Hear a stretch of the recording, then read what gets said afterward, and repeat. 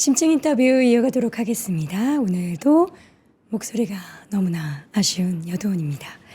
2026년에도 반도체 주식이 계속 올라갈까요? 라는 질문을 이제는 할 필요가 없을 것 같아요. 이미 연초부터 엄청나게 주가의 상승세가 나타났고 오늘 같은 경우에도 좀 조정을 받나 싶었는데 다시 한번 또 장중에 상승 전환하는 그런 기염을 토하게 됐습니다. 과연 2026년은 단순한 기대를 넘어서 이제 검증해라는 평가를 받고 있는데 오늘 관련한 이야기를 심층 분석해 보도록 하죠. 인더스트리 애널리스트 이주환 박사와 함께합니다. 박사님 어서 오세요. 네, 반갑습니다. 다른 사람 같죠? 예. 오늘 모두가 궁금해하는 반도체 이야기를 박사님과 하려고 하는데 저희가 방송 전에 이미 한 30분 정도 맞아요. 약간 충격과 공포 저에게는 그렇게 닿았거든요.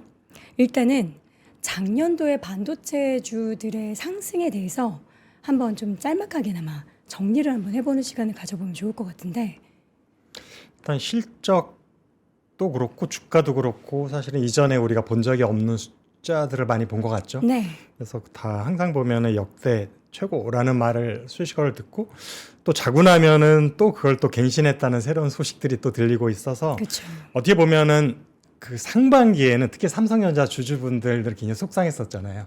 그냥 소외되는 부분들이 있었고 실적도 그렇고 주가도 그러다가 이제 2분기 넘어가면서부터 이제 본격적으로 삼성전자 이렇게 하이닉스가 코스피 전체 사실은 뭐 끌고 갔다고 말씀드릴 수 있을 정도로 주식시장에도 굉장히 좋은 수익률을 얻은 것 같고요. 이런 수익과 주가가 오른 배경에는 사실 AI 열풍을 우리가 이제 빼놓을 수는 없을 것 같습니다. AI의 열풍으로 인해서 미국에서도 사실 관련주들이 실적도 좋았고 주가도 많이 오른 상황이었었고요. 이제 그런 것들이 한국에까지도 과연 이제 얼마나 영향이 있을 것인가라는 부분들 연초에는 이제 관심사와 기대가 있었는데 생각보다 사실 AI로 인한 실적 개선 효과도 있었지만 다른 메모리들 가격도 빠르게 상승해 가면서 삼성전자, SK하이닉스의 영업이익 규모가 빠르게 개선되는 효과들을 볼 수 있었고요. 이제 그런 것들이 또 주가에도 충분히 반영되지 않았는가? 그리고 빅테크 기업들이 여전히 작년에서 올해까지도, 그러니까 2026년도까지도 공격적인 투자를 하겠다고 일단은 발표가 되어 있습니다. 그래서 작년에도 굉장히 많은, 그러니까 거의 5천억 달러가 조금 안 되는 규모의 투자를 했는데 올해는 뭐 최대 거의 6천억 달러까지도 그럼 거의 800조 가까이 되는데 정도의 투자를 하겠다고 빅테크 기업들 특히 이제 6개의 CSP라고 하죠. 이제 우리 사실 클라우드 프로바이더들이 이제 그런 계획을 발표를 했고 이제 이런 것들이 연초에 기대감으로 많이 반영됐을 것 같고요. 제가 사실은 작년 이제 연말쯤에 왔어도 크리스마스 성탄절 랠리가 있겠느냐 해서 연말까지 조정이 있을 것 같다. 외국인들은 공격적으로 매수하지 않을 것 같다. 그렇지만 다시 연초가 되면은 랠리가 다시 시작될 수밖에 없고 상반기 중에는 분명히 높은 수익률이 또 기대할 수 있을 만큼 네. 국내장이 좋을 것 같다라고 말씀드렸었는데 이제 뭐 아직 이틀밖에 안 돼서 모르겠지만 어쨌든 초반에 일단 스타트는 좋은 것 같고요. 그래서 지금 작년도 그렇고 이제 올해 오늘까지 보면 여전히 올해도 반도체가 끌고 갈 것 같다라는 기대감, 실적에 대한 기대, 주가에 대한 기대감들이 아직까지는 이제 풍부한 상황이 아닐까. 라고 일단은 좋은 소식을 먼저 시작을 하겠습니다. 네.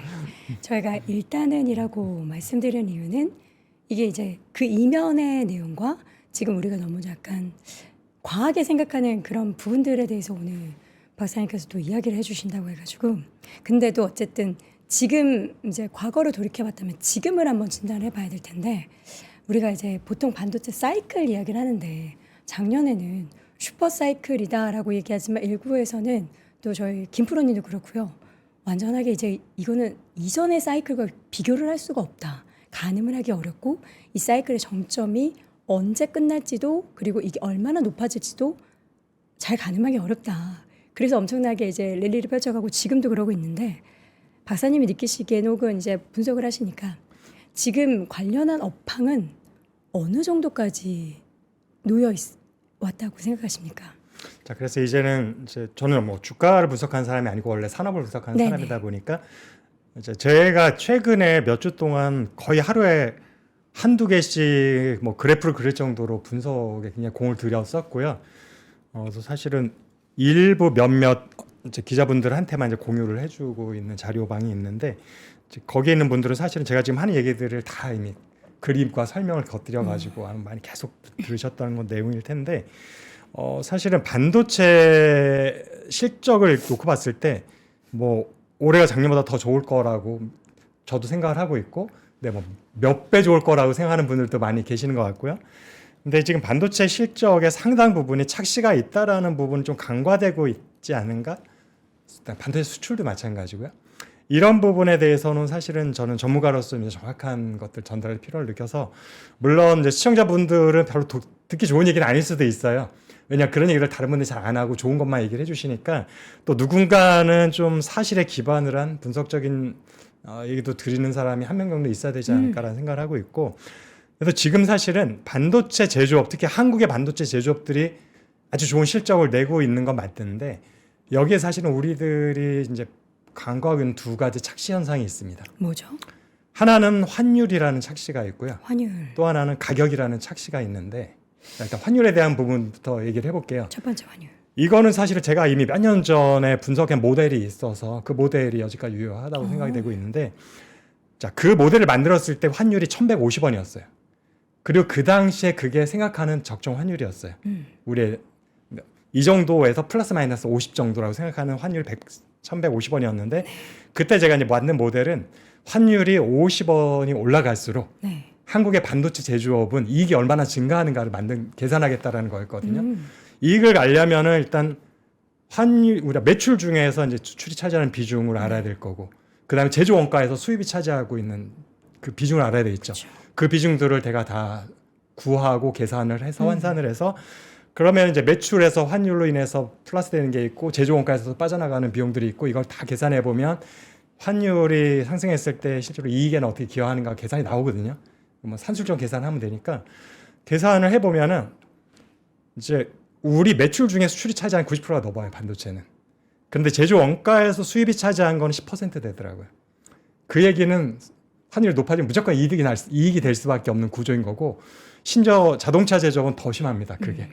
자, 그래서 반도체에 대해 말씀드리면, 당시에는 제가 이제 매출 총이익으로 접근을 했어요. 영업이익으로 접근을 하게 되면 이제 판관비나 이런 것들이 막 들어가니까 좀 심플하게 해보자. 정말 제조 원가와 정말 매출로 계산해 봤을 때 환율이 50원이 올라가면 매출 총이익이 11.4%가 증가합니다. 50원 올라갔을 때 50원이 올라가게 되면 11.4%.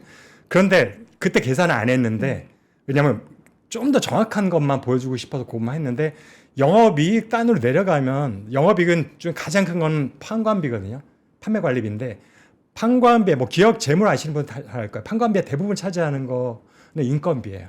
그다음에 판관비 전체가 사실은 영업이익 단으로 가기 전에 제해지는 비용 중에 거의 대부분은 판관비라고 보시면 되는데, 대부분의 판관비는 원화로 지급이 됩니다. 일부 해외 지사를 제외하면은 다 사실은 원화로 지급이 되기 때문에, 사실상은 판관비가 제해지는 영업이익에서 환율이 높아지면 그 효과는 더 커집니다. 왜냐하면 고정비 개념이기 때문에 일정 이상 매출이 증가하면은 이제 고정비는 더 이상 증가를 안 해요. 그렇죠. 나머지는 그대로 이익으로 반영되기 때문에 매출 총이익이 11%가 증가를 하면 계산 안 해봤지 영업이익은 최소한 15%는 증가를 할 거라고 생각이 되고 있고요. 그렇게 따지면 지금 그때 적정 환율에서 320원이 오른 상태거든요. 네. 1,150원 대비해서 지금 1,150에서 지금 1,470원으로 1,470원. 하면은 그거 하면은 그대로 계산해 보면은 매출 총이익이 한 74% 정도 증가하게 되고요. 영업이익은 96%가 증가를 합니다.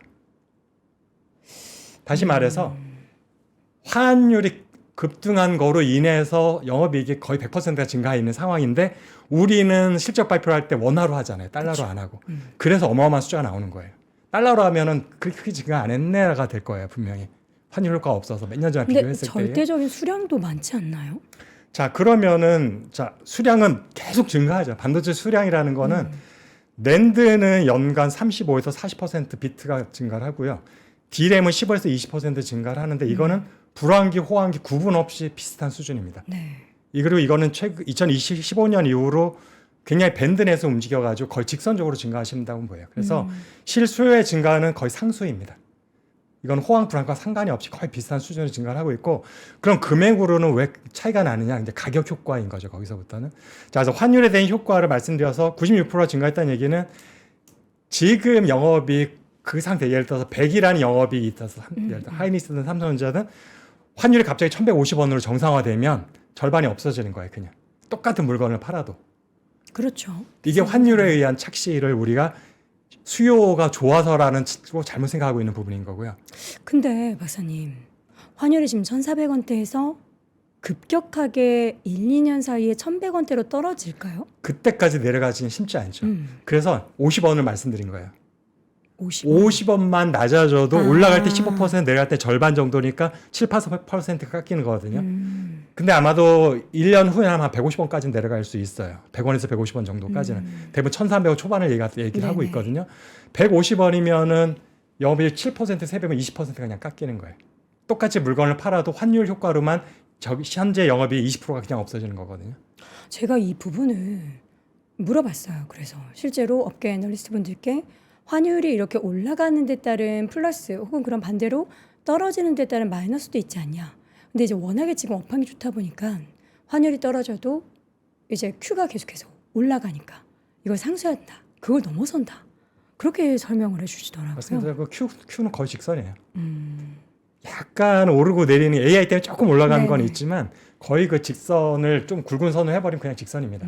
기울기가 똑같아요. 그래서 Q라는 거는 같은 속도로 올라가요. 계속. 환율에 상관없이 가격에 상관없이.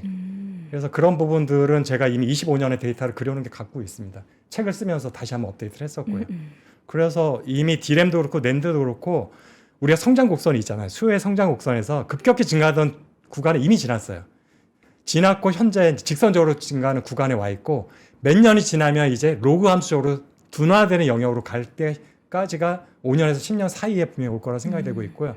이게 지금 라이프 사이클입니다. 메모리의 라이프 사이클인 거라서 지금 Q라는 개념은 거의 균일하게 증가하고 있어서 그 부분은 뭐 똑같다고 생각하시면 변수가 아니면 상수라고 생각하시면 될 것 같습니다. 자, 그리고 또 하나가 이제 가격에 대한 착시 현상인데 가격 지금 엄청나게 올라가고 있고 지금 뭐 공급 계약 체결할 때 이전보다 70%를 더 올렸다. 이런 기사도 많이 나오고 있어요. 70%를 정말 올랐는지 모르겠어요. 지금 보통 시장에서 얘기하는 거라 정말로 제가 블룸버그에서 고정거래 가격 해보면 70% 오른 그런 적은 한 번도 없어요. 15%, 20%, 10% 정도 오르고 있는 거고 그 다음에 현물 가격은 정말 몇십 프로씩 오르긴 해요. 근데 현물 가격은 사실 의미가 없고 네. 고정거래 가격이 그 가격을 따라서 올라가는 거라서 기대를 갖는 거지 고정거래 가격을 그렇게 평균적으로 전체 봤을 때 특정 제품이 그럴지 모르겠지만 그렇게 오른 적은 10월에 급등을 했을 때도 없었고요. 네. 근데 어쨌든 지금 가격 효과인데 지금 시작하기 전에 제가 재밌는 그림 보여드렸었잖아요. 가격이 올라간 게 왜 올라갔는가를 실제로 분석한 그 그림을 같이 봤으면 보여드렸잖아요. 좋겠는데. 요거를 뭐 나중에 기회가 되면 한번 띄우도록 하겠습니다. 그래서 그거는 뭐 사실은 제가 만들어낸 게 아니라 정부에서 발표한 자료예요. 통계청에서. 데이터. 예, 통계청 발표 자료를 가지고 한 거고 네. 가격은 실제로 블룸버그에서 실제 거래되는 가격인 거라 제가 뭐 주관적인 게 하나도 안 들어간 데이터 가지고 그냥 풀란만 한 거예요. 같은 기간에 걸쳐서 그림만 그린 거였잖아요. 보시면은 지금 가격이 오른 것이 많은 분들이 수요가 너무 좋아서 그러면 왜 수요가 좋은 건 서버밖에 없는데 딴 것도 올라냐면 서버 만들다 보니까 공장 캐퍼는 정해져 있는데 이쪽에 전부 다 가동률이 풀 가동하다 보니까 뭐 다른 모바일용 뭐 노트북용 만들 여유가 없어서 못 만들다 보니까 공급을 충분히 되지 못해서 공급 부족 상태이다. 그래서 가격이 오른다라고 말씀드렸죠. 했는데 사실은 그렇지 않습니다. 보시면은 우리가 보통 가동률이라는 개념이 있잖아요. 공장을 100만큼 내가 만들 수 있는 공장을 지어놓고 80개만 생산을 하면 가동률 80%인 거잖아요. 그렇죠. 이거는 사실은 좀 수요가 좋지 않다 보니까 감산을 하는 거예요. 일부러 생산을 안 하는 거죠. 이런 걸 감산이라고 하는 건데 지금 보면은 반도체 국내 제조업 보면 2022년 7월부터 생산 캐퍼는 계속 증가를 하고 있는데 생산량은 지금 증가를 하지 않고 있어요.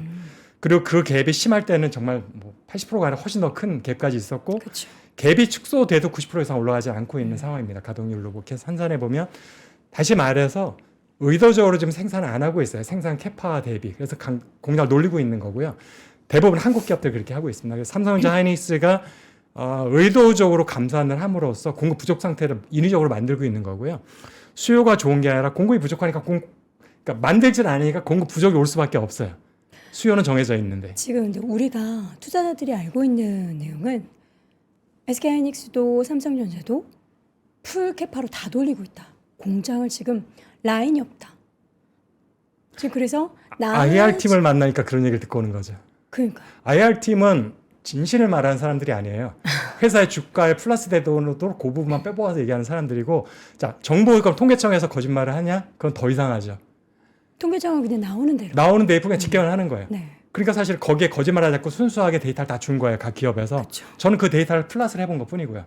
해보면 지금 엄청나게 감산을 하고 있다는 게 그냥 보여요. 누가 보더라도. 과거에 돌렸던 그 캐파를 보면은 라인이 이 정도 돌아갔는데 풀로 다 돌렸다는데 왜 숫자가 이렇게 나오지? 하는 의구심을 가질 수밖에 없는 거네요. 생산 캐퍼가 그러면 안 늘었나라고 보면 생산 캐퍼는 계속 비슷한 기울기를 가지고 증가를 하고 있어요. 그래서 결국에는 감산을 하고 있는 거고, 제가 최근에 들은 얘기인데, 이제 지인이 특허법률 사무소에 있다 보니까 반도체 쪽을 하다 보니까 많은 분들을 만나잖아요. 직원들을 만나잖아요. 지금 다 휴가 가고 있다고 하더라고요. 삼성전자. 가동을 많이 떨어뜨리다 보니까 시간이 남아가지고 교대로 계속 휴가를 가고 있대요. 겨울철인데도. 실제로 감산을 하고 있는 게 맞는 거죠. 그래서 지금 일단은 뭐 데이터가 통계청 자료만 보면 누구나 그려보면 이거는 감산이구나라는 걸 다 볼 수 있는 상황이고요. 그래서 감산을 해서 인위적으로 물량을 줄인 거예요. 생산 줄인 거고, 그거를 제가 사실은 그 10월 달과 11월 달에 가격이 정말 급등을 했거든요. 네. 그래서 10월 달에 가격 급등 원인이 뭘까를 찾기 위해서 다시 생산 지표를 봤어요.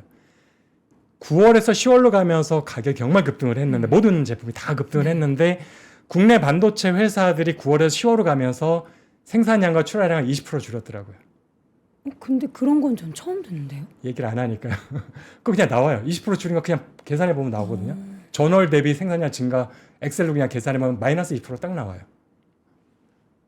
그러니까 그래서 생산 출하량을 감산을 계속 하는데, 어떤 달에 많이 줄이면 그 달에 가격 상승폭이 커지는 거고, 물량을 감산을 적게 하면 조금 올라가는 거가 지금 2년 조금 넘게 또랑 지속되고 있는 불편한 진실입니다. 두 회사가 동시에 그렇게 줄였나요? 어느 회사인지가 구분은 안 돼요. 국내 반도체 산업 전체에 대한 통계이기 때문에. 총합이라서. 그런데 제가 알기로는 삼성전자는 국내 통계청에서는 모르겠어요. 그러니까 기업의 재무를 보는 쪽에서는 반도체 제조업으로 안 잡혀 있거든요. 네. 휴대폰 제조업으로 잡혀 있거든요. 네네. 근데 아마 통계청에서는 반도체 제조업으로 잡혀 있을 것 같긴 해요. 근데 그거는 제가 알 수는 없어요. 확인해 보기 전에는. 네. 그래서 어쨌든 이게 하이닉스 실적이 많이 반영된 건지, 삼성전자와 하이닉스가 다 들어간 건지가 통계청 자료는 직접 전화해서 물어보기 전에 확인이 안 되는 부분이긴 하지만, 어쨌든 국내 반도체 제조업이라고 보니까 두 회사가 거의 전체 99%라 보시면 되잖아요. 규모로 보면은. 그래서 사실은 삼성 하이닉스가 다 감산을 하고 있다고 보시면 될 것 같습니다. 이게 또 그럼 가격에 있어서 우리가 착시가 발생한다는 것도 실적을 지금 이렇게 엄청나게 전망을 하는 것에 좀 가감이 필요하겠네요. 환율과 가격에 있어서. 그래서 가격은 만약 감산을 하지 않았어, 감산 직전에 가격이 더 이상 올라가지 못하고 내려가면 내려갔지 아니면 유지 정도일 거거든요. 그거를 해서 그럼 지금 적정 가격이 언제인지를 궁금하신 분은 2022년 7월, 8월 이때쯤에 가격을 보시면 그때가 정상 가격인 거예요. 그 이후에 가격 올라간 거는 인위적인 감산 때문에 올라간 가격이기 때문에, 그 얘기는 가동률만 100% 되는 순간 다시 원상태로 돌아가는 가격이라고 보시면 됩니다.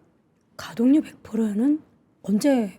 그거는 이제 그 시점을 제가 모르니까 언제부터 가격이 그럼 다시 떨어지기 시작할까 물어보면은, 물어봐야 돼요. 삼성 하이닉스 언제부터 100% 가동할 겁니까?를 물어봐야 되는데, 우리 감산 안 해요라고 말할 테니까 정확한 대답을 들을 수가 없겠죠.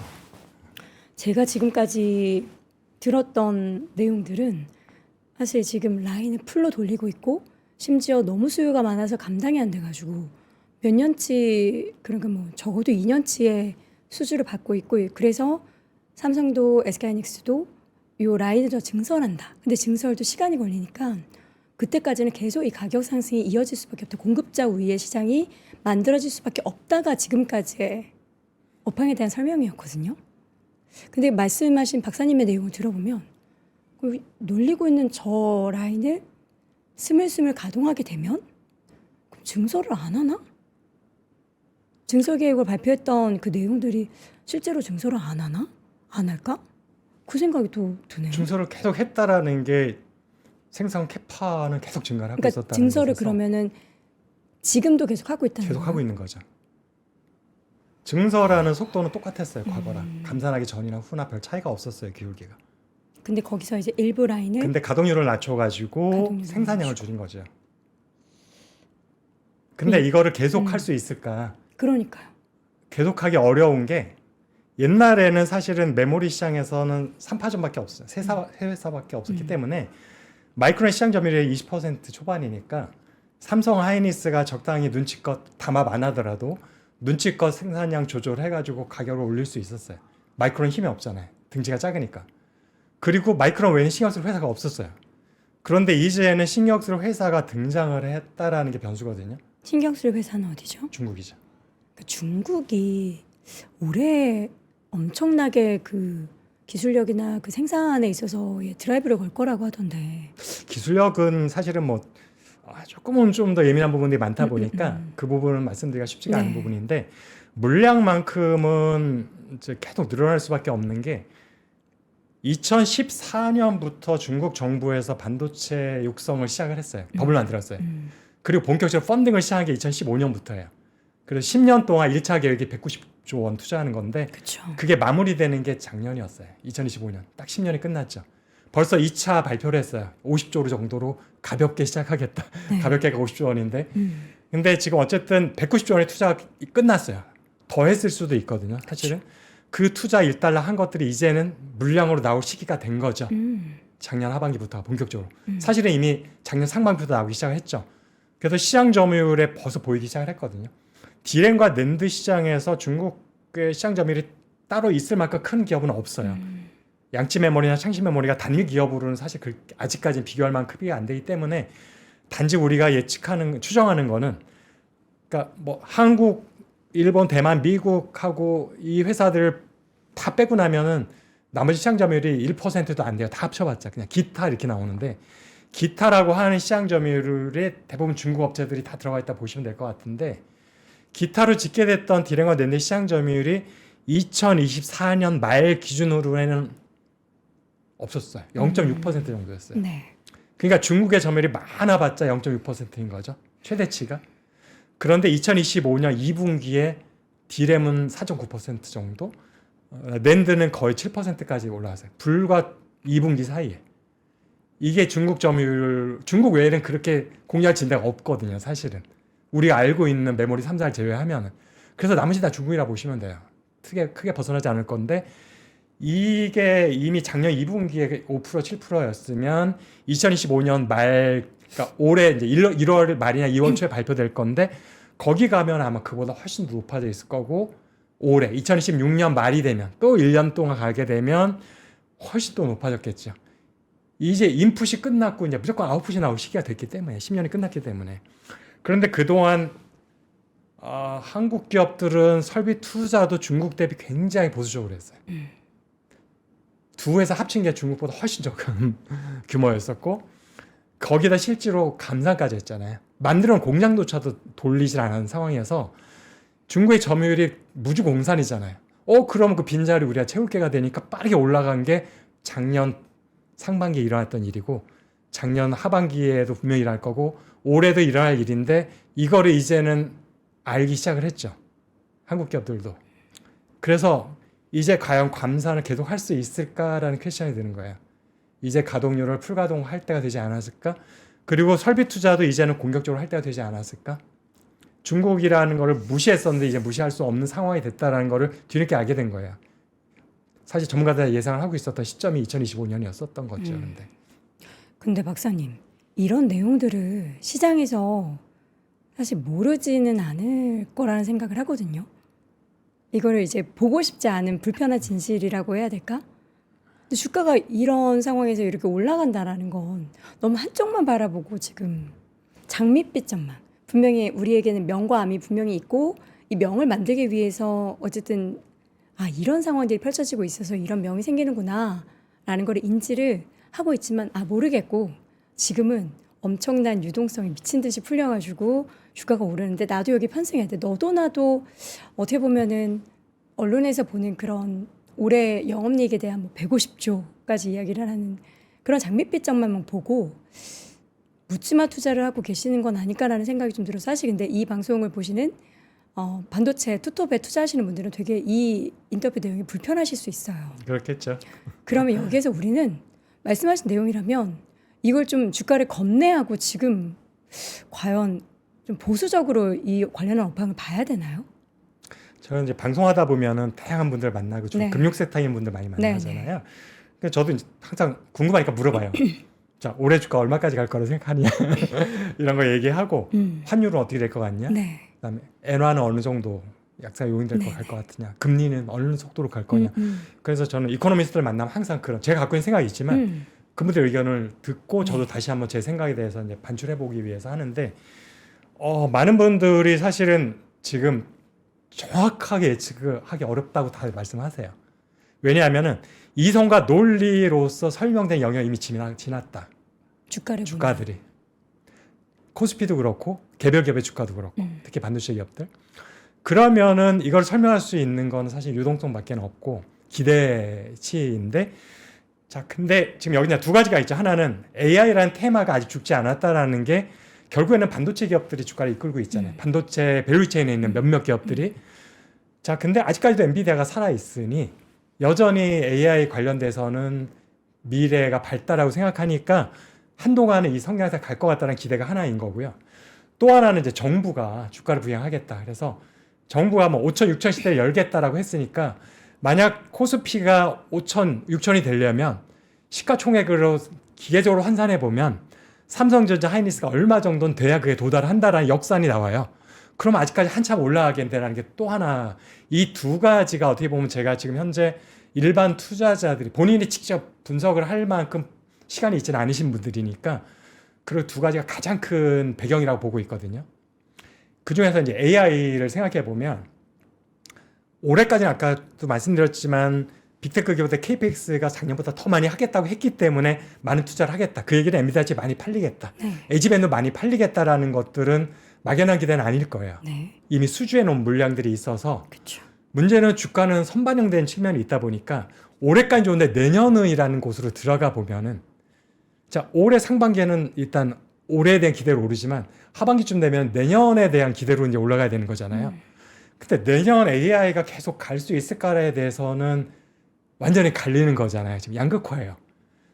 몇 년은 더 갈 거라는 분들이 있는 반면에 내년부터는 이제 거품이 붕괴하기 시작할 거라는 분들이 저 말고도 상당히 많은 분들이 미국에서조차도 그런 얘기를 하시다 보니까 이런 부분에 대해서 이제 리스크가 이제 하반기로 굉장히 커질 수밖에 없다라는 거. 자, 이 부분에 대해서 일단은 우리가 조심해야 될 포인트 하나인 것 같고, 그다음 또 하나 코스피 지수에 대한 부분, 정부의 부양 의지. 정부의 부양 의지의 가장 핵심이 뭐냐면은 코리아 디스카운트를 해소하겠다는 거예요. 해소되면 5천, 6천이 가능하다고 봐요, 저도. 5천은 곧 될 것 같기도 하고 상반기 안에 6천, 7천 얘기도 나오지만 그게 불가능한 수치는 아니다고 생각하는데 전제는 코리아 디스카운트가 완전히 해소가 된다면 이란 전제가 붙어야 되거든요. 코리아 디스카운트라는 얘기는 비슷한 수준의 비슷한 산업을 하고 있는 기업이 미국에 상장된 미국 기업과 한국에 상장된 한국 기업은 너무 차이가 크다. 50%도 안 된다. 절반 이하다라는 게 코리아 디스카운트인데 그러면 이게 그럼 1, 2년 안에 정부의 의지대로 해소될 수 있느냐라는 거를 생각해 봐야 되는 거죠. 그게 해소돼야 6천, 7천이 가는 거잖아요. 6천, 7천이 가야 삼성 하이닉스가 100만 원, 20만 원에 가는 거잖아요. 그걸 그냥 단순하게 역산을 해서 나온 수치들이잖아요. 목표 주가라는 게. 왜냐하면 실적에 대한 거는 이미 다 반영하고 남고 있으니까. 자, 그러면은 거기에 제가 생각하는, 제가 뭐, 그거는 기업 경우에 ESG 전문가는 아니지만 누구나 긍정할 수밖에 없는 한국 그런 코리아 디스카운트 주가에서의 요인이 한 5가지 정도는 꼽을 수 있을 것 같아요. 하나는 이걸 말하면 싫어하실 불편할 분이 많이 있지만 이제 재벌 기업들의 세습 경영 미국엔 없는 거고요. 네. 그 다음에 거수기 노릇만 하는 이사회. 네. 미국은 전혀 다르죠. 이 부분이 그냥 창업주도 해임해 버려요. 실적 안 좋으면. 또 하나는 계열사 간의 불투명하고 불공정한 거래가 너무 많다라는 거. 미국 이렇게 하면 당장 난리 납니다. 부정거래 회계로. 그 다음에 또 하나는 IR 전혀가 굉장히 불투명합니다. 미국 기업들은 그러니까 엔비디아 마이크론만 보더라도 자료가 한 3개, 4개 올라와요. 엄청 자세한 것부터 아주 간단한 것까지 보면은 각 제품별로 섹터별로 다 나와요. 세분화돼서. 세분화해서 여기서도 노트북 빼고 뭐 빼고 해가지고 여기는 매출이 얼마고 영업이 얼마고 증가율이 얼마고 안 좋아하는 것도 이게 왜 안 좋아졌는지 설명해요. 다음 분기는 이게 해소해질 거냐, 당분간은 안 좋을 거면 당분간은 안 좋을 거라고 얘기를 해요. 굉장히 투명하기 때문에 기업에서 발표하는 수치에 대해서 신뢰가 가는 거죠. 회계에 대해서. 한국 기업들은 모든 분들이 증권사 애널리스트 너무 불친절해. 이거 갖고 정말 모르겠다. 그러니까 세그먼트를 나눠주긴 하는데 되게 브로드함이고요. 어. 좋지 않은 거는 설명을 안 합니다. 자, 또 하나는 누구나 알고 있는 남북 분단 상황. 안보 요인이죠. 자, 이 5가지가 제가 볼 땐 만인 중에서도 가장 큰 코리아 디스카운트에 영향을 미친 5가지인데 네. 정부의 의지로 이 5가지가 1, 2년 안에 그럼 사라질 수 있는 요인인가? 제가 거꾸로 여도원 앵커한테 물어볼게요. 가능합니까? 단기간에 어렵죠. 단기간에 어렵습니다. 장기간에도 쉽지 않은 게 많아요. 네. 왜냐하면은 사실은 뭐 안보 문제는 아무도 답을 줄 수 없는 거고 앞에 내는 건 기업의 경영 스타일을 바꾸면 되는 건데 이걸 바꾸는 순간 어떤 문제가 생기냐면 경영권의 위협을 받습니다. 그렇기 때문에 한국은 사실은 뭐 오너라는 듣도 보도 못하라는 존재가 당당하게 기업에서 사용하고 있는 그런 나라잖아요. 오너가의 경영권의 위협을 받게 되는 거죠. 그 얘기를 포기하게 되면. 그래서 이거 단기간이 아니라 장기간에도 쉽지 않은 이슈인 거예요. 굉장히 예민한 부분이기 때문에. 그러면 코리아 디스카운트의 해소는 완전한 해소는 좀 어렵다. 완전한 해소도 어렵고 단기간으로 보면은 해소가 아예 안 될 거다. 그 얘기는 정부의 원하는 의지에 따른 코리아 디스카운트 해소는 빼고 주가는 봐야 된다라는 게 맞는 거죠. 빼고 봤을 때는 우리가 지금 항상 AI 산업 하나가 남는 거죠. 이렇게 네네. 되면은. 그런데 AI 산업에 대한 부분이 그러면 이제 올해까지 좋을 거라는 건 저도 말씀드렸고 실적도 좋을 거예요. 엔비디아 실적도 좋고 하이닉스, 삼성전자 다 실력이 좋을 걸인데 문제는 올해가 뭐냐면 3년 차라는 거예요. 이런 천문학적인 AI 데이터 센터 투자를 한 게 2024년부터 시작됐기 때문에 2026년이 이제 3년 차. 3년 차의 의미가 있나요? 3년 차 딱 의지가 있지는 않지만 보통 데이터 센터가 주기가 있는 산업이에요. 계속 많이 하는 건 아니고 굉장히 규모가 크게 항상 하긴 하지만 이게 업앤다운이 있는 거죠. 성수기가 있고 비수기가 있듯이. 근데 이번에 또 AI 산업이라는 키워드가 있기 때문에 말씀하셨던 그동안의 주기를 더 연장하고 그 폭도 더 커질 수 있다라는 얘기를 하고 있잖아요. 이제 그거는 전제가 필요하죠. 그걸로 돈을 버는 뭔가 있을 때. 그래서 보통 3년이면 일단 일반적으로 데이터 센터일 뿐이에요. AI라는 게 별개로 생각하시는데 기존에 있던 데이터 센터를 전환하는 거예요. 교체하거나 새로 짓는데 기왕 새로 질 거니 미래를 생각해서 좀 더 비싸더라도 AI를 할 수 있는 센터로 바꾸는 거지. 결국 데이터 센터인 거고 네. 결국에는 좀 더 비싼 데이터 센터를 짓는 거야. 다시 말하면. 근데 그게 한 3년 후 투자를 하면 일단은 한 단계 사이클이 좀 마무리가 됩니다. 한번 사이클이 마무리되면 짧게는 3년, 길게 5년 정도는 또 비수기가 오는 거예요. 데이터 센터 투자 측면에서 보면은 그게 이제 2027년부터 도래할 시점이기도 하고 또 하나는 미국의 대부분 CEO들은 다 사실 전문 경영인들입니다. 근데 3년 동안 미국 빅테크 기업들이 AI 관련된 데이터 센터 투자 규모가 하나로 원화로 환산해 보면 거의 2,000조 가까이 됩니다. 2,000조. 조. 올해까지 하게 되면. 그래서 올해도 목표를 달성할까라는 생각이 들긴 해요. 올해 하반기 되면 목표를 하향 조정할 가능성이 있다고 저는 생각이 되고 있고요. 지금 투자의 사이클이 계속 이렇게 우상해서 올라가는 게 올해 말쯤에 좀 꺾일 가능성. 올해 하반기만 되면 일단 꺾이기 시작할 거라고 저 말고 한국의 빅 AI 플랫폼에 계시는 높으신 분이 그렇게 얘기하셨어요.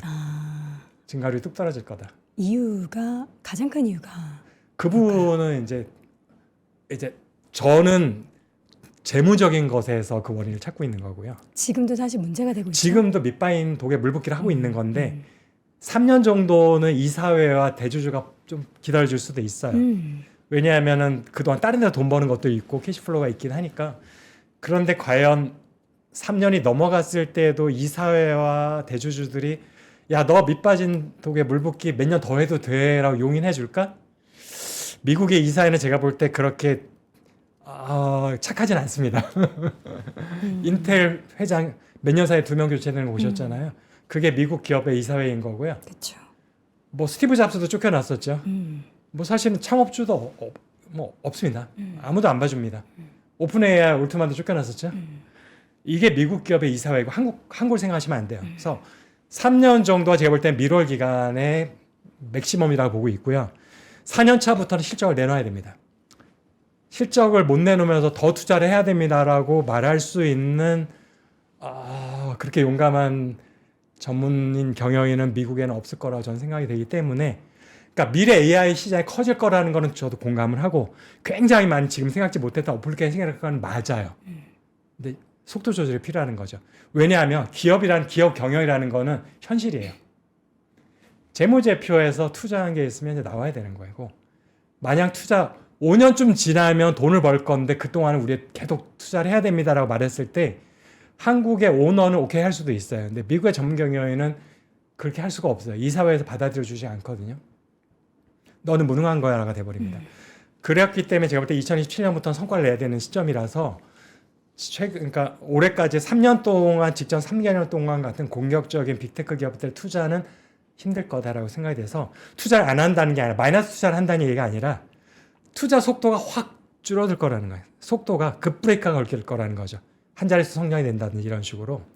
그렇게 투자가 확 줄어들면은 가장 먼저 우리가 타격을 받게 될 쪽은 결국에는 엔비디아의 하드웨어 매출 증가율에서 나타날 겁니다. 지금 사실 작년 초였어요. 엔비디아가 그때 당시에도 증가율 자체가 꺾이면서 주가가 한 차례 엄청 흔들렸다가 맞습니다. 다행히도 이제 또 작년에 좋았던 이슈와 함께 올랐는데, 그럼 올해도 또 위기가 그래서 올까요? 사실은 뭐 이제 그 어떻게 보면 과정이라고 할까? 과정에 대해서는 사람마다 조금씩 의견이 네네. 틀리고 제가 만났던 분하고 저 조금 틀려요. 제가 생각하는 건 이제 재무제표 때문에 가장 큰 원인이 될 거라 보고 있는데, 투자가 꺾이는 게 그분은 돈의 문제도 있지만 더 큰 문제는 전력 문제 때문에 원래 계획했던 대로 지을 수가 없다. 전기가 없어서. 아마 엔비디아에 주문 냈던 것도 일부 취소하거나 연기시킬 거다. 빅테크 기업들이. 전력 수주했던 거조차도 지연될 거다. 분명히 올해 하반기부터는. 그래서 결과적으로 똑같아요. 엔비디아의 매출 증가율이 뚝 떨어질 거다라는 거예요. 결론은. 과정. 그 앞에 원인은 틀렸지만. 시기는요? 그 시기가 저는 3분기는 무조건이고요. 무조건 3분기에 매출 증가율 50% 무조건 떨어질 거라고 보고 있고요. 50%를 하회한다고요? 지난번에 100% 살짝 하회 90이 나왔을 때 30% 조정받았거든요. 네. 50% 밑으로 떨어지면은 더 크게 조정받지 않을까요? 3분기 실적 발표가 나오는 게 10월 중순쯤 되겠죠. 그때 보면 매출 증가율은 무조건 50 밑으로 떨어질 거고. 왜냐면 지금 50에서 60 사이에서 간당간당 하고 있어요. 60 살짝 넘는데 이거에서 50 밑으로 내려가는 건 순식간이에요. 근데 이 내년 3분기에는 제가 볼 때는 거의 무조건이라고 좀 생각을 하고 있어요. 박사님, 이게 시장을 막 좋게 보려면은 그 60, 50 하는 숫자 자체도 그 증가율이잖아요, 결국에는. 근데 전체 파이가 이렇게 커졌는데 50% 증가하는 것과 요만한 파이에서 100% 증가하는 건 또 다르잖아요. 다르죠.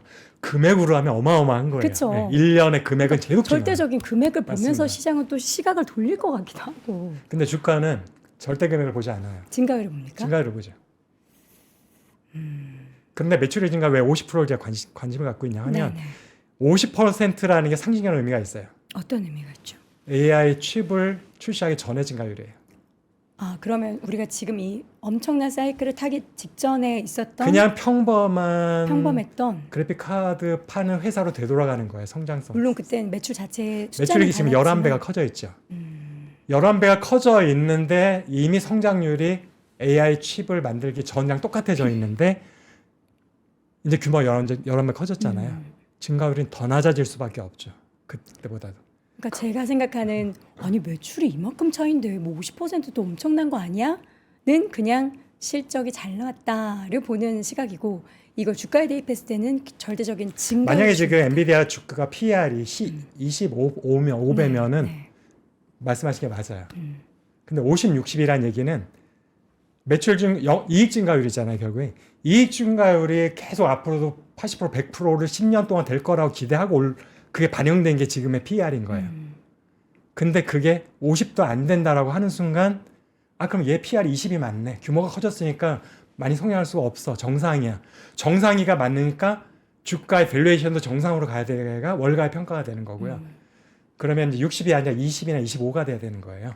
규모를 생각했을 때에는. 그러면은 주가는 낮아져야 됩니다. 이익 증가 속도보다 더 빠르게 낮아져야 그 PR이 맞춰지거든요. 요 얘기를 우리가 늦게는 이제 10월, 빨리는 여름쯤, 2분기 실적 발표 시기 늦여름쯤 들을 수 있는 시나리오 중에 제가 생각하는 시점은 대충 그 정도로 예상을 하고 있어요. 근데 예상은 뭐 사실은 100%는 아무도 말할 수는 없는 거니까 갑자기 또 엔비디아 갑자기 호재가 터져서 무슨 호재가 좀 더 있을까? 지연이지 안 일어날 수는 없는 일이거든요. 제가 말씀드린 게 그게 3분기보다 뒤로 밀릴 수 있냐 당겨지느냐 3분기냐의 차이인 것만 그 있는 거죠. 지연에 있어서 사실 저는 요새 구글 그리고 올해는 마이크로소프트 이런 소프트웨어 기업들의 성과를 좀 기대하고 있거든요. 그러니까 그들이 우리가 항상 작년에 얘기했던 게 그래서 돈 버는 기업들이 나와야 합니다 했지만 전무했잖아요. 물론 뭐 돈을 못 버는 건 아니고 우리가 이제 기대하는 것만큼 못 투자 벌었을 대비는 미미하다는 얘기죠. 근데 올해 구글이 돈을 뭐 엄청나게 벌지는 잘 모르겠지만 그걸 시장에서 좀 기대를 하던데 그런 얘기들이 또 시장에 돌면은 야 저렇게 돈 버니까 또 구글에서는 투자 더 하겠습니다 라고 말씀하셨던 그 시나리오가 더 지연될 가능성도 있겠네요. 그래서 지금 이제 제가 이제 다른 방송에서는 많이 말씀드렸었는데 올해가 정말 중요한 게 투자자 입장에서 정말 중요한 게 조정 가능성에 대해서는 누구나 얘기를 하고 있으니까 이미 많이 들으셨을 거고요. 너무 중요해요. 지금 삼성전자가 14만 원, SK하이닉스가 70만 원을 넘었어요. 그러니까 지금 조정이 언제냐도 언제 지금 말하는 목표 주가 도달하느냐잖아요. 네. 빨리 도달하면 빨리 조정이 오는 거고 그쵸. 늦게 도달하면 늦게 조정이 오는 거지 도달하는 즉시 그 다음부터는 조정이잖아요. 쉽게 말하면. 그게 뭐 계단식 하락인지 수직 하락인지는 알 수 없지만 그렇죠. 그 부분이 사실은 이제 우리가 밖에서 얘기했던 거지만 보통 일반 투자자들이 생각하는 목표 주가, 그러니까 코스피로 할게요. 코스피 5천은 어떤 느낌이냐 하면 네. 막 계단을 올라왔더니 5천에 도달했어. 그 다음에 이제 쉬어가자. 2층에 왔구나. 이런 느낌인 거예요. 5천이란 층에 도달, 그 다음 평지인 거예요. 쉬는 동안 내려가진 않아. 근데 증권사에서 목표 주가 코스피 5천이라는 건 그 의미가 아니거든요. 어떤 의미죠? 고점의 의미예요. 산의 의미인 거예요. 아파트가 아니라. 정상, 정상의 의미인 거죠. 꼭대기. 그래서 분명히 종가 기준도 아니에요. 장중에 코스피가 5천을 1초 찍을 수 있어요. 그러면 그 증권사는 우리 목표치가 맞았다라고 당당하게 말할 겁니다. 그런데 고점이라는 의미는 두 가지를 의미하고 있거든요. 고점이라는 맛을 갖고 있는 정의는 하나는 포인트라는 뜻이에요. 평지가 아니라 포인트, 한 포인트라는 뜻. 또 하나는 고점이라는 얘기는 그 다음부터 내리막이라는 걸 그냥 내포하고 있는 말이거든요. 그래서 증권사 얘기하는 5천이 됐든 5,500이 됐든 6천이 됐든 도달을 빨리 할수록 사실은 그 다음에 우리가 기대하지 않는 상황이 벌어지는 거라서 빨리 오르기를 바라는 게 정말 맞는 건지 천천히 오르기를 바라는 게 맞는 건지 저도 좀 복잡합니다. 물론 저도 그냥 투자자의 입장이기도 하잖아요. 투자하는 분들은 그 목적지가 간다라는 100% 확신이 있다면 이왕이면 짧은 시간 내에 도달하기를 바라겠죠. 그런데 이제 그 부분에서 이게 뭐라고 할까 딜레마가 있습니다. 5천까지 빨리 도착하면 파고 나오면 되잖아요. 근데 5천 도착하면 증권사 리포트가 바뀝니다. 어떻게요? 6천으로. 그러면 못 팔아요. 또 기다리거든요. 근데 5,100일 수도 있는 거잖아요. 실제 고점은. 6천이라고 해서 안 팔고 다 갖고 있었는데 실제는 5천 지나고 불과 3일 뒤부터 내려가기 시작했을 수도 있어요. 이런 경우는 사실은 현실 속에서도 많이 있었잖아요. 근데 그거는 아무도 예상할 수는 없어요. 신이 아닌 이상 정확하게는. 증권사에서 골탕 먹이려고 하는 게 절대 아니거든요. 미래는 불확실성이 있기 때문에 예측할 수 없었던 상황이 터지면 그렇게 되는 거잖아요. 코로나라든지 러시아 우크라이나 침정을 예상해서 환율과 금리를 예상했었던 애널리스트는 한 명도 없거든요. 근데 우리도 사실 미래라는 거는 분석한 애널리스트를 하는 거는 현재 갖고 있는 데이터를 가지고 추정하는 거지. 그렇죠. 우리가 예언자는 아니기 때문에 6천이라고 얘기를 했는데 예상치 못했던 상황이 갑자기 터져서 5천까지는 그럴 일이 생길 것 같지 않아서 6천을 다시 제시를 했는데 5,100이 고점이 돼버릴 수도 있는데 일단 5천까지 올랐을 때 그래서 대부분은 못 팝니다. 증거사에서 수정 리포트를 내기 때문에 더 높은 지점을 다시 제시하기 때문에 그래서 좋은 방법은 초기에 제시했던 목표가 개별 종목의 주가일 수도 있고 코스피일 수도 있어요. 도달하면은 더 올라간다는 수정 리포트가 나와도 마음을 비우면 됩니다. 팔아라. 더 오를 수도 있지만 그거는 다른 사람한테 양보하고 나는 이미 수익이 있는 거잖아요. 팔고 맘 편히 기다리자. 언젠가는 조정받겠지라고 하면 그분은 정말 편하게 주식 투자할 수 있고 그 수익을 지킬 수 있어요. 그게 지금 오늘장인 것 같은데요. 삼성전자가 제가 지금 친구가 둘 다 플러스가 됐네 이제는. 정말 친구가 주식을 안 하는 친구였어요.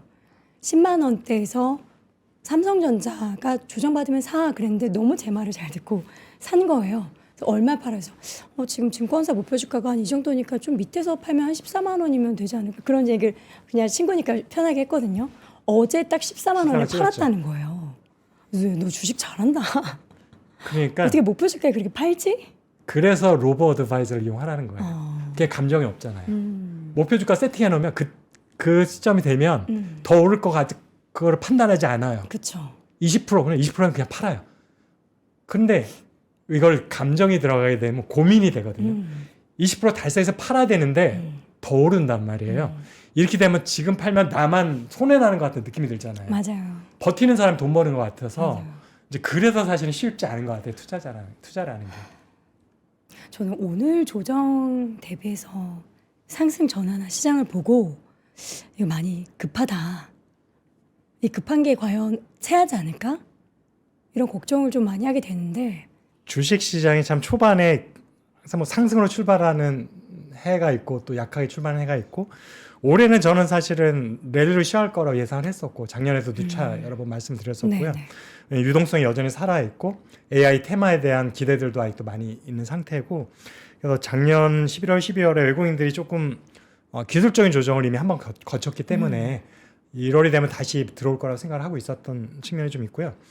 그래서 지금 이게 1월 달에 이런 현재 강한 상승세가 영중 지속되기는 힘들겠죠. 그렇죠? 우리가 주식시장을 경험적으로 보더라도 과연 그게 상고 하저같이 될 건지 아니면 올해 정말 연말까지 강세가 계속 될 건지 아니면 상고도 아니고 1분기 고에 2, 3, 4분기 저가 될지 여기에 대해서 저도 사실은 이제 증권 쪽 있는 분들하고 많이 의견을 나눠보면 의견들이 다르시긴 하더라고요.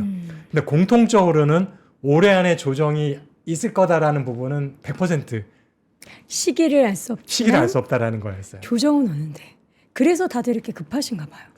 그래서 지금 이거를 말씀드려서 차를 타야겠다 싶어서 빨리 오르면 1월이나 2월 중에 리스크가 아직은 뒤로 갈수록 커진다고 했으니까 초반에 빨리 나는 팔아야지. 팔고 나와서 좀 기다려야겠다라는 생각을 하실 것 같은데 근데 지금 보시면 아시잖아요. 매수하는 분이 계속 있는 거잖아요. 지금도. 이분들은 사실은 한두 달 안에 팔 분들이 아니잖아요. 어떻게 보면 비쌀 때 사기도 했고 그런 생각으로 사실 들어왔지만 저는 제 생각에는 시기의 문제는 그러니까 내가 뭐 3월까지 들고 갈 거야 5월까지 들고 갈 거야가 아니라 그렇지 않을까요? 삼성전자면 목표 주가 얘기하는 뭐 17만 원까지 들고 갈 거야 SK하이닉스 뭐 많게는 100만 원까지 들고 갈 거야 이런 생각으로 일단은 그럴 수도 있죠. 않으셨을까? 사실 목표 주가를 생각하는데 네. 사실 이제 목표 주가가 보통 증권사 리포트 잘 읽어보면 12개월 목표 주가거든요. 그렇죠. 12개월 중에 어느 날인가 한 번 1초라도 그 수치가 나오면 나는 맞았다 이제 이런 의미인 거예요. 목표 주가인데 12개월이라는 게 1월 달에 이제 초에 많은 증권사 리포트가 나오잖아요. 연초가 되면은. 네. 그러면은 올해 1월부터 내년 1월 사이라는 얘기가 돼요. 그 주가가 도달한 시점이. 너무 사실은 긴 기간 중에서 언제인지 예측할 수 없는 거죠. 그래서 사실은 목표가 그런 100만 원이 안 됐으면 무조건 갖고 있어야 되는데 조정을 좀 받아. 근데 본격적 조정이 아닐 수도 있잖아요. 그게 살짝 받는 걸 수도 있고 큰 조정일 수도 있는데 그렇게 되면은 100이 안 됐으니까 나는 무조건 갖고 있어야 돼라고 상당 부분은 생각하실 거고 믿음이 흔들리실 수도 있죠. 믿음이 흔들리고 이거 뭔가 잘못된 것 같다라고 빠르게 손절하는 분도 있을 텐데 개인 투자자의 8, 90%는 목표 주가가 한참 남았는데 조정이 되면 안 팝니다. 안 팔아요? 안 팔죠. 손절을 잘하는 분들이 누적 수익률이 높은 분들인데 대부분 얼마 전에 다른 방송국에서 다큐멘터리한테 저한테 같이 하자고 조인해달라고 했는데 제가 거절한 게 있는데 뭐였냐, 왜 개인 투자자들 항상 수익률이 제일 나쁠까가 주제였어요. 그래서 그냥 설명을 해주고 이래서 근데 그 방송을 하기 어려웠다, 난 안 하겠다라고 했는데 대부분 그 손절을 못해서가 그중에 큰 이유 중에 하나거든요. 그래서 대부분 개인 투자자들은 손절이 쉽지가 않습니다. 아까 로보 어드바이저 같이 목표 수익률 되면 무조건 파는 시스템이 아니라면, 그래서 목표 주가를 예상을 하고 샀는데 목표 주가가 많이 남았어요. 근데 조정을 받으면 이거는 일시적인 거라고 대부분 생각을 합니다. 기술적인 일시적인 조정, 이거를 잠깐 조정하면 더 이거는 건강한 조정이기 때문에 더 빠르게 올라가기 위한 원동력이라고 생각을 하고 또 많은 리포트가 또 그런 식으로 뉘앙스로 얘기를 하기도 하고요. 그렇죠. 그렇기 때문에 대부분은 목표 주가 많이 근접했으면 모르겠지만 목표 주가 100만 원인데 지금 70만 원인데 조정을 받기 시작하면 아마 개인 투자자 95%는 팔지 못할 거라 저는 생각을 하고 있어서, 그러다 보니까 이런 부분에 대해서 사실은 걱정되는 부분들이 있는 거죠. 지금 이번 주 가장 큰 이벤트는 삼성전자의 잠정 실적 하고 CES하고 CES도 있고 뭐 금요일에 SDR, SK하이닉스 이슈도 있지만 아무래도 숫자가 나오는 잠정 실적 이제 4분기 20조? 요거 이제 넘으면은 시장에서는 또 환호를 하겠죠. 지난번에 반전 포인트. 12조 원이었으니까 당연히 그보다 훨씬 많을 거긴 네. 하죠. 결국에는 이제 12조 원에서 반도체가 대략 7조 원 정도였잖아요.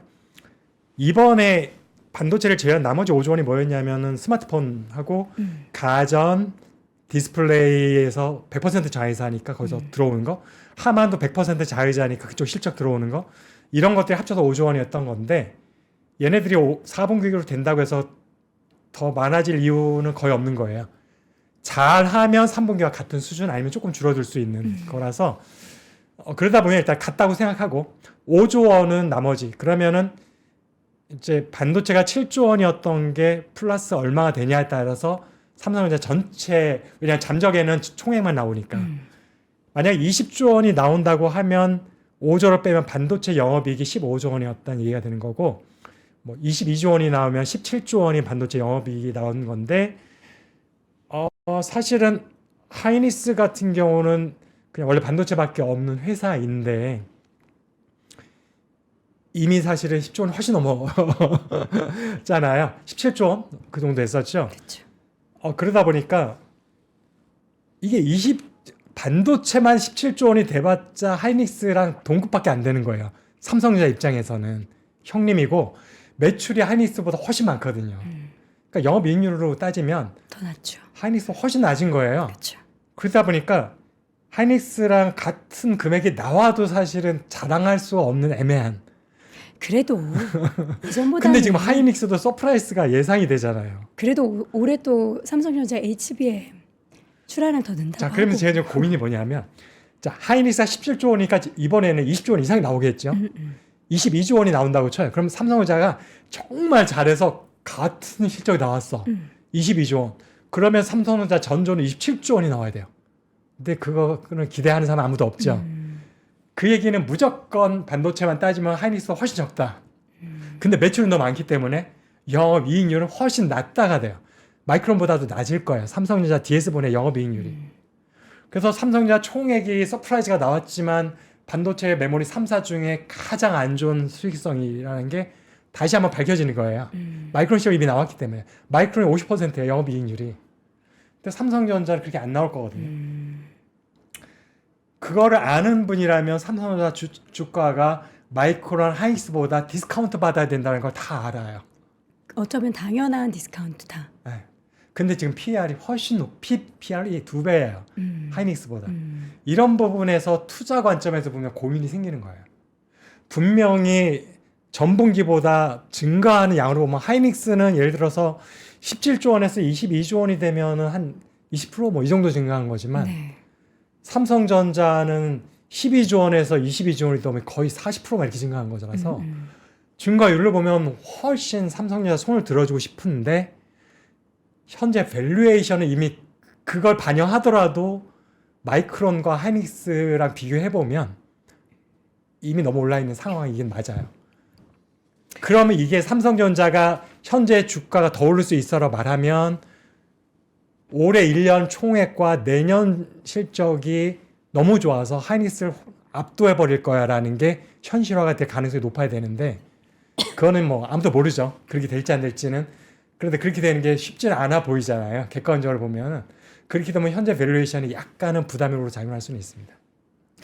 오늘 인터뷰 내용을 듣고서 고민을 많이 하게 되실 것 같아요. 우리 투자자분들이. 근데 그 고민은 여러분들께 꼭 필요한 고민이 될 것 같고 실적 발표하고 나서 조만간 또 한번 모시겠습니다. 수치를 보고 나서. 네.